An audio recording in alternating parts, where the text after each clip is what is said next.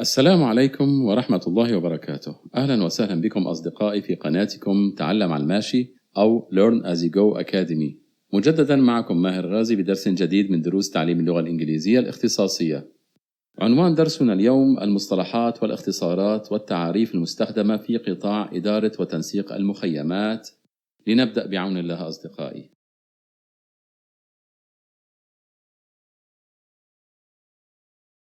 Camp Coordination and Camp Management CCCM. Camp Coordination and Camp Management CCCM. قطاع إدارة وتنسيق المخيمات.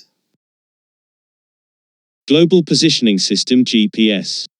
Global Positioning System GPS. نظام تحديد المواقع العالمي GPS. Housing, Land and Property HLP. Housing, Land and Property HLP. الإسكان والأراضي والممتلكات HLP. Humanitarian Needs Overview HNO. Humanitarian Needs Overview HNO. نظرة عامة على الاحتياجات الإنسانية HNO. Identity Document ID. Identity Document ID. وثيقة الهوية Internally Displaced Person IDP. Internally Displaced Person IDP. شخص نازح داخلياً IDP Sites Integrated Monitoring Matrix ISIMM. IDP Sites Integrated Monitoring Matrix ISIMM. مصفوفة المراقبة المتكاملة لمواقع النازحين اسم IDP Situation Monitoring Initiative ISMI. IDP Situation Monitoring Initiative ISMI. مبادرة مراقبة حالة النازحين اسمي Multi-Sector Needs Assessment MSNA. Multi-Sector Needs Assessment MSNA. تقييم الاحتياجات المتعدد القطاعات Non-Food Items NFI. Non-Food Items NFI. المواد الغير غذائية NFI. Non-State Armed Group NSAG. Non-State Armed Group NSAG. الجماعات المسلحة غير الحكومية People in Need PIN. People in Need PIN. الناس المحتاجة Sustainable Development Goals SDG. Sustainable Development Goals SDG. أهداف التنمية المستدامة Standardized Monitoring and Assessment of Relief and Transition SMART. Standardized Monitoring and Assessment of Relief and Transition SMART. المراقبة المعيارية والتقييم للإغاثة والانتقالات Displacement. Displacement. نزوح Refugee. Refugee. لاجئ Spontaneous, self-organized returnees. Spontaneous, self-organized returnees. العائدون العفويون أو المنظمون ذاتياً De-escalation of conflict. De-escalation of conflict. وقف تصعيد الصراع Most vulnerable. Most vulnerable. الأكثر ضعفاً Mass displacements. Mass displacements.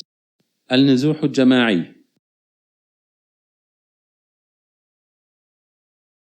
Camp management. Camp management. إدارة المخيم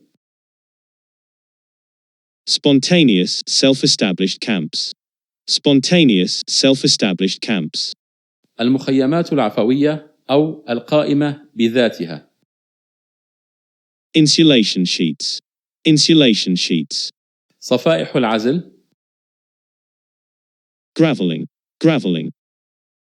فرش بالحصى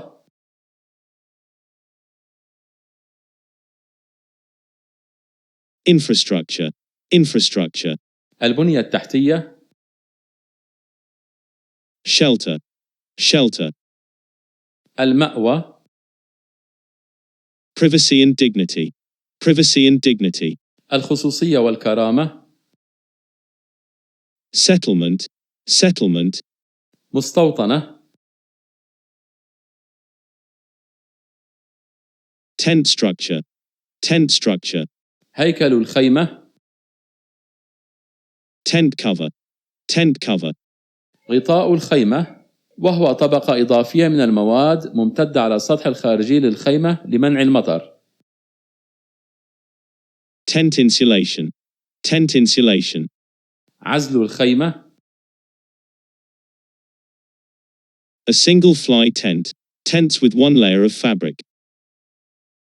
خيمة ذات طية واحدة، أي خيام بطبقة واحدة من القماش. A double fly tent, tents with one layer of fabric and a fly sheet. خيمة ذات غطاء مزدوج، خيام ذات طبقة واحدة من القماش وغطاء. Winterized tent, tents which usually have one layer of fabric, a lining, often of cotton, a fly sheet, and a hole for a stovepipe.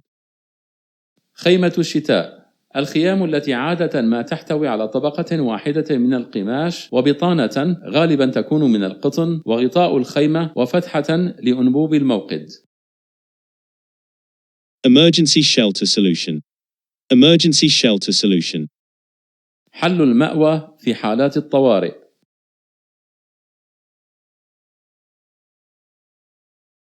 Malarial mosquitoes. Malarial mosquitoes. بعوض الملاريا. Polluted water. Polluted water. مياه ملوثة. Flooding. Flooding. الفيضانات أو الطوفان. Landmines. Landmines. الألغام الأرضية.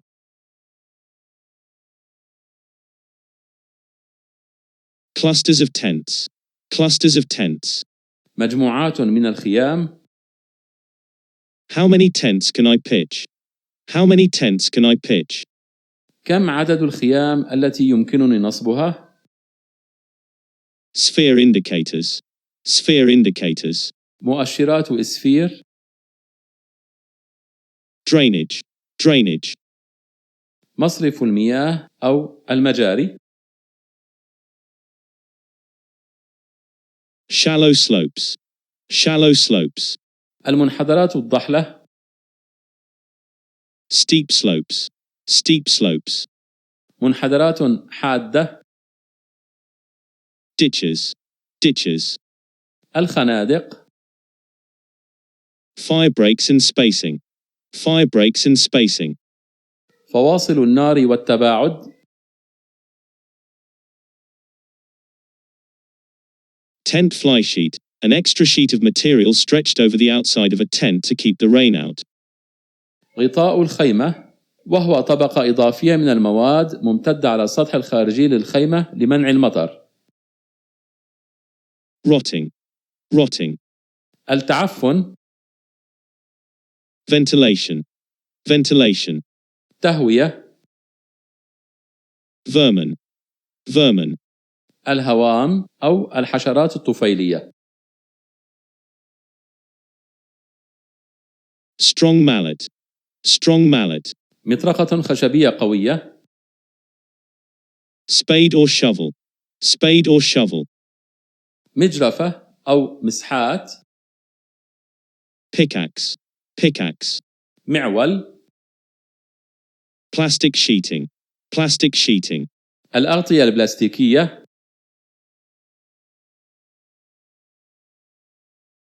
Poles. Poles. أعمدة أو أوتاد. Ropes. Ropes. الحبال. Ultraviolet UV. Ultraviolet UV. فوق البنفسجية. Advantages. Advantages. مزايا أو محاسن. Disadvantages. Disadvantages. مساوئ أو عيوب. Trenches. Trenches. خنادق. Stovepipe. Stovepipe. أنبوب أو مدخنة الفرن. Chimneys. Chimneys. مداخن.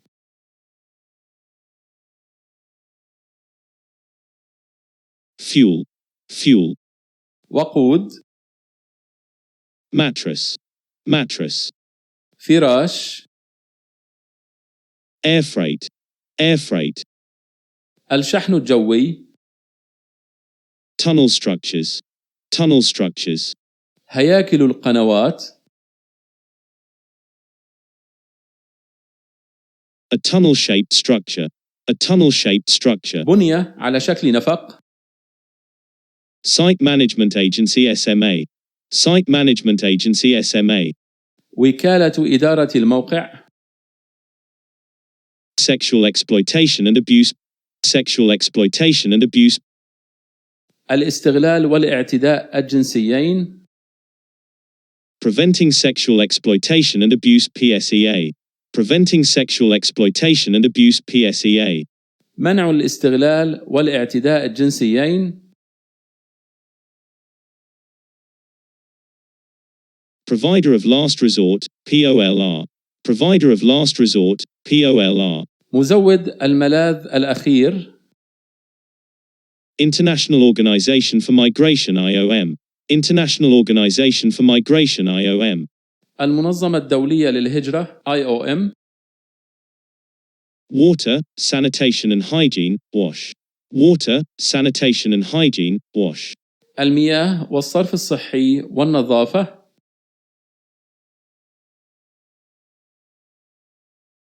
IDP influx, IDP influx. تدفق النازحين، Forced displacement, forced displacement. النزوح القسري، Fire wardens, fire wardens. حراس النار، Overpopulated sites, overpopulated sites. المواقع المكتظة بالسكان، Displacement trends, displacement trends. اتجاهات النزوح، Livable environment for IDPs, livable environment for IDPs. بيئة صالحة للعيش للنازحين، Man-made incidents, man-made incidents. حوادث من صنع الإنسان، Natural disaster incidents, natural disaster incidents. حوادث الكوارث الطبيعية،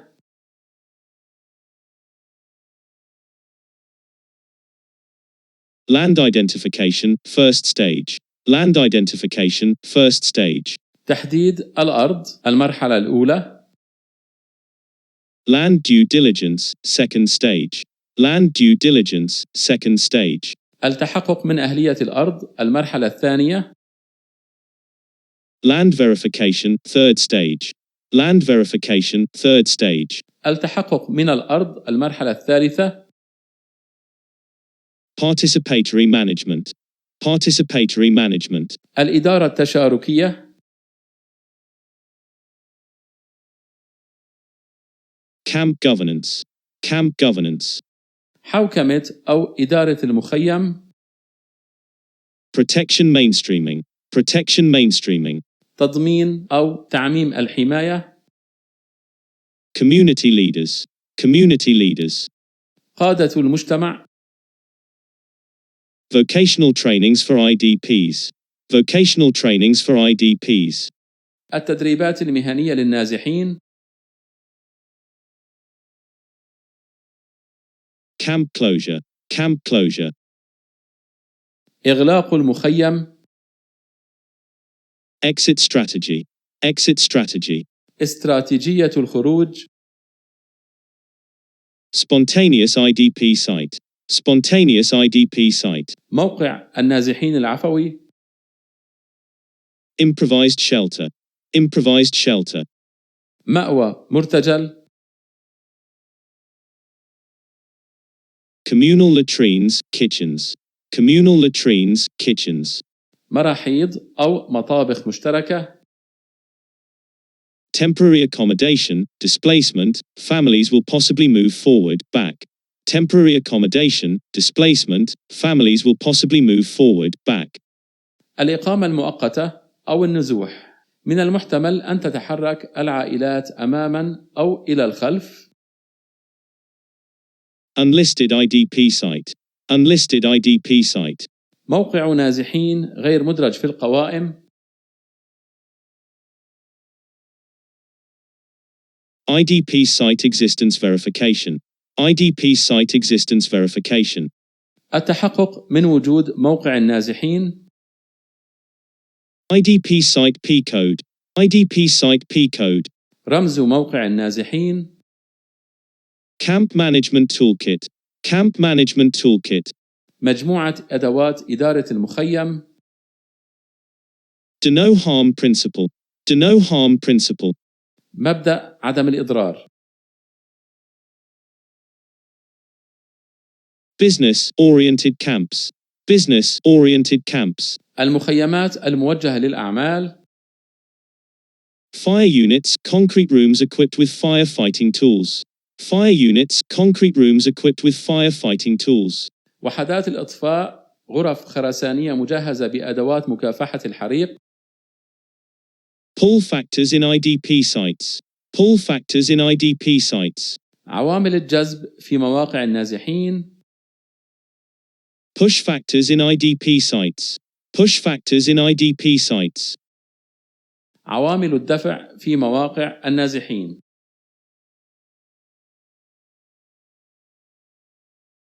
Pull, push factor and do no harm. The biggest concern is that an IDP settlement could be in an unsafe location. In the Syrian context, this is of particular concern, given that tented settlements are extremely visible by air forces and can be easily targeted. Discussing the matter amongst the CCCM members is a way for the cluster to mitigate this danger and ensure that they are not providing an incentive for IDPs to stay in an area where their lives are at risk. عامل السحب أو الدفع وعدم الإضرار. الشاغل الأكبر هو أن مستوطنة النازحين قد تكون في مكان غير آمن. في السياق السوري يعد هذا مصدر قلق خاص، بالنظر إلى أن مستوطنات الخيام مرئية للغاية من قبل القوات الجوية ويمكن استهدافها بسهولة. مناقشة هذا الأمر بين أعضاء قطاع تنسيق وإدارة المخيمات هو وسيلة للمجموعة للتخفيف من هذا الخطر والتأكد من أنهم لا يقدمون حافزاً للنازحين البقاء في منطقة تتعرض فيها حياتهم للخطر. Partially damaged tents. Partially damaged tents. الخيام المتضررة جزئياً. Fully damaged tent. Fully damaged tent. خيمة متضررة بالكامل. Ground insulation. Ground insulation. العزل الأرضي. Rain drainage system. Rain drainage system. نظام تصريف الأمطار. Community mobilization. Community mobilization. حشد أو تعبئة المجتمع. IDP registration. IDP registration. تسجيل النازحين. Explosive remnants of war in IDP sites. Explosive remnants of war in IDP sites. مخلفات الحرب القابلة للانفجار في مواقع النازحين. Shifting camp management, shifting to another accountable cluster member NGO. Shifting camp management, shifting to another accountable cluster member NGO. تحويل إدارة المخيم، أي التحول إلى منظمة غير حكومية أخرى عضواً في القطاع وتخضع للمساءلة.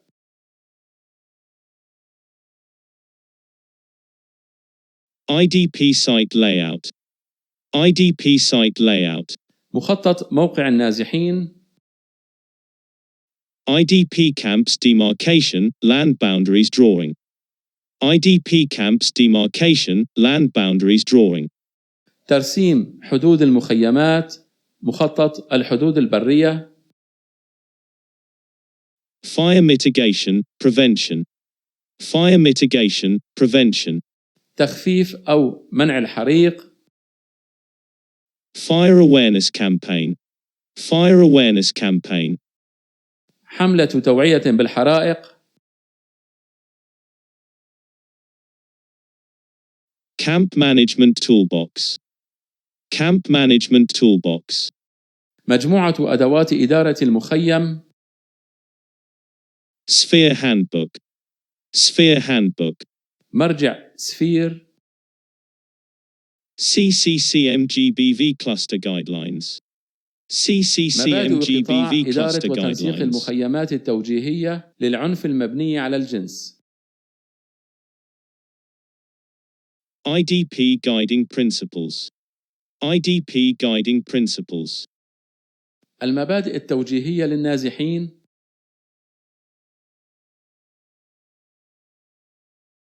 CCCM Tents Distribution Policy. CCCM Tents Distribution Policy. سياسة قطاع إدارة وتنسيق المخيمات في توزيع الخيم. CCCM Camp Establishment Policy. CCCM Camp Establishment Policy. سياسة قطاع إدارة وتنسيق المخيمات في إنشاء مخيم رسمي.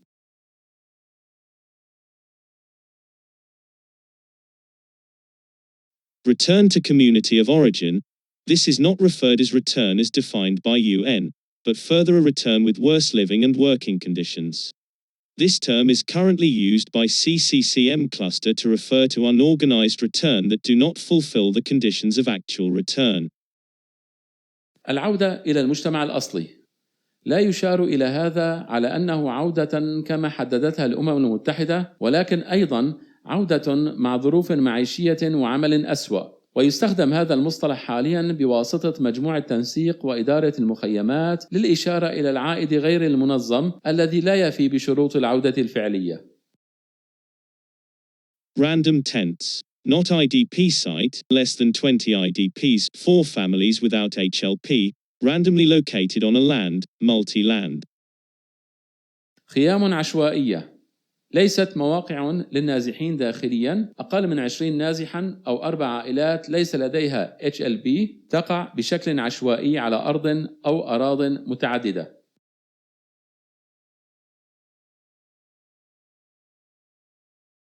Settlement is a community of covered living spaces providing a healthy, secure living environment with privacy and dignity for the people living within it. المستوطنة عبارة عن مجتمع من مساحات المعيشة المغطاة التي توفر بيئة معيشية صحية وآمنة مع خصوصية وكرامة للأشخاص الذين يعيشون فيها. Displaced people. After disasters, people will often have to move to an entirely new location. The possible settlement options are discussed in transitional settlement. Displaced populations. النازحون بعد الكوارث غالبا ما يضطر الناس إلى الانتقال إلى موقع جديد تماما. تمت مناقشة خيارات التسوية المحتملة في المستوطنة الانتقالية السكان النازحون. Non-displaced people. For non-displaced people, such as earthquake survivors, communities often remain intact, and people may have access to their own land. Guidance for sheltering non-displaced people is given in shelter after disaster. الناس غير النازحين. بالنسبة لغير النازحين مثل الناجين من الزلزال غالبا ما تظل المجتمعات سليمة وقد يتمكن الناس من الوصول إلى أراضيهم. يتم تقديم إرشادات لإيواء الأشخاص غير النازحين في المأوى بعد الكوارث.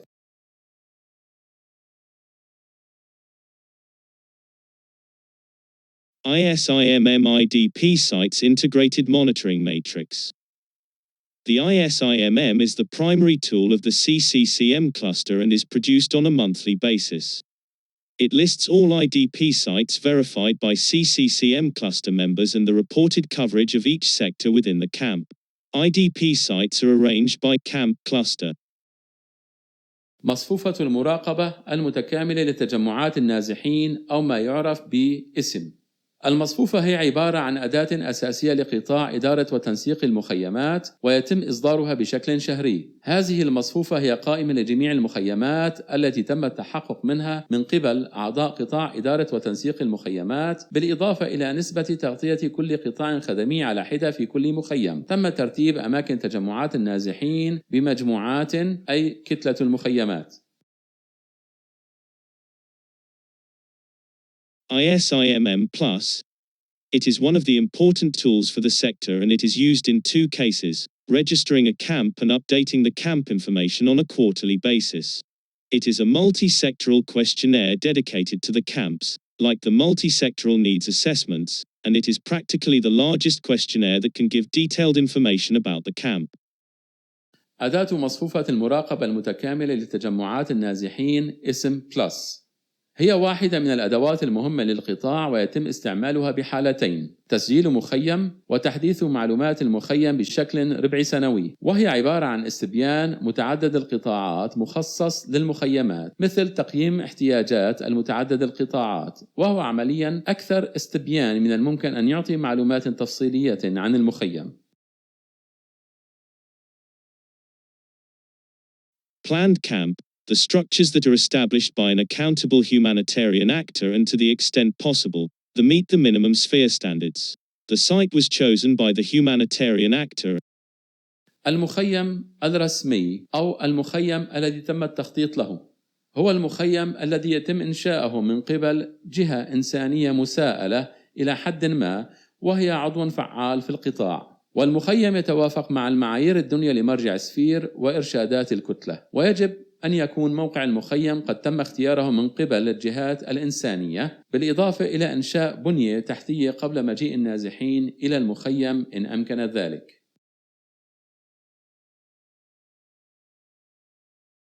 Informal settlement, also called spontaneous settlements or self-established camps.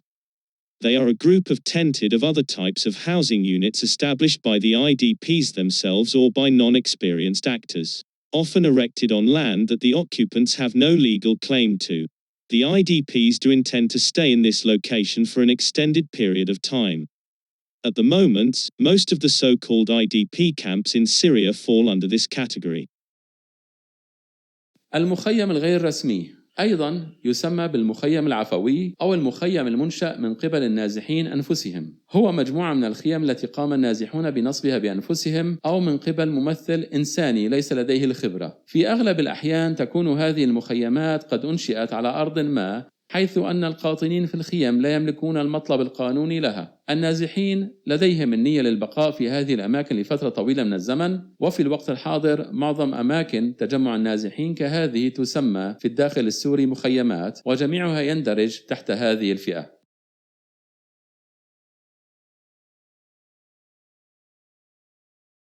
Transit site. IDPs have gathered in a single location for an extremely short-term basis and intend to move to an alternative location in the immediate term. Normally, this is considered a transit site only if it has more than 10 households and is occupied for a period of a week or more. The CCCM also tracks transit camps that have shut down, as they could be likely temporary shelters again. المخيم أو موقع أو مركز الاستقبال المؤقت هو مكان يتجمع فيه النازحين لفترات قصيرة الأمد، ولديهم النية في إيجاد مأوى بديل في الوقت القريب. عادة يسمى هذا التجمع للنازحين مخيم الإيواء المؤقت فقط إذا كان يوجد 10 عائلات على الأقل وتسكن فيه لفترات أسبوعية أو أكثر. إن قطاع إدارة وتنسيق المخيمات يبقي مخيمات الإيواء المؤقت التي تم إغلاقها بعين الاعتبار، والتي قد يعاد استخدامها لنفس الغرض مرة أخرى.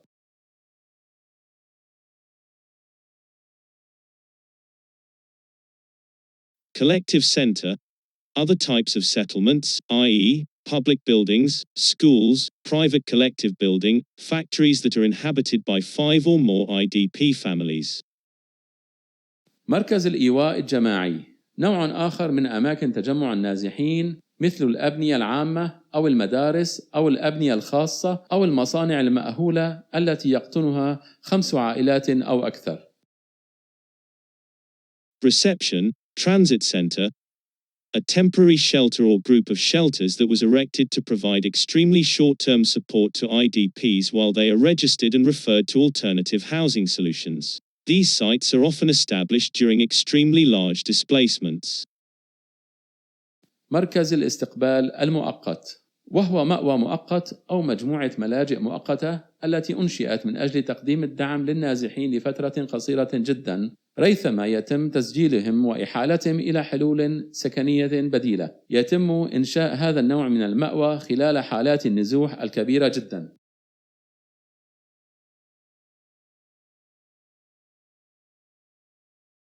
Business-oriented camps. This is a camp established by a non-humanitarian actor with the intention of financially profiting from the presence of IDPs, most commonly through the diversion of aid. Business-oriented camps often try to create the appearance that IDPs are actually living in the space and/or inflate the numbers of IDPs living in the area. Humanitarian actors should take precautions to avoid supporting business-oriented camps, sometimes called fake camps, including verifying that IDPs are actually living in the location at all hours and are not receiving aid in other locations. المخيمات ذات التوجهات التجارية. هذا النوع من المخيمات قد تم إنشاؤه من قبل ممثل غير إنساني لنيته في الاستفادة المالية والربحية من خلال تواجد النازحين. استغلال المساعدات هو الأكثر شيوعاً في هذه الأماكن. هذه المخيمات تحاول خلق مظاهر بأن النازحين يعيشون في هذه المنطقة ويقومون بتضخيم أرقام النازحين، حيث أنه ينبغي على العاملين الإنسانيين أن يتخذوا الاحتياطات اللازمة لتجنب دعم هذه المخيمات. بعض الأوقات تسمى بالمخيمات الوهمية عند قيامهم بعملية التأكد من تواجد نازحين يعيشون في هذا المكان بالفعل، وفي معظم الأوقات وأنهم لا يتلقون المساعدات في أماكن أخرى.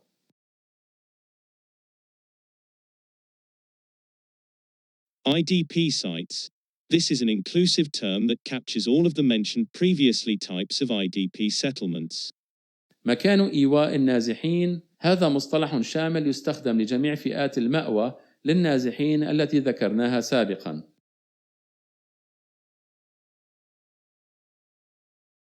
وهنا أصدقائي نصل لنهاية درسنا اليوم عن المصطلحات والاختصارات والتعاريف المستخدمة في قطاع إدارة وتنسيق المخيمات. وفي حال كان لديكم أي أسئلة اكتبوا لي في التعليقات أو راسلوني على إيميل القناة. أستودعكم الله أصدقائي، ولا تنسوا الاشتراك وتفعيل زر الجرس في قناتكم تعلم على الماشي أو Learn as you go Academy. أتمنى أن تكونوا قد استفدتم، وأشكر لكم حسن متابعتكم، وإلى اللقاء في درس جديد قادم.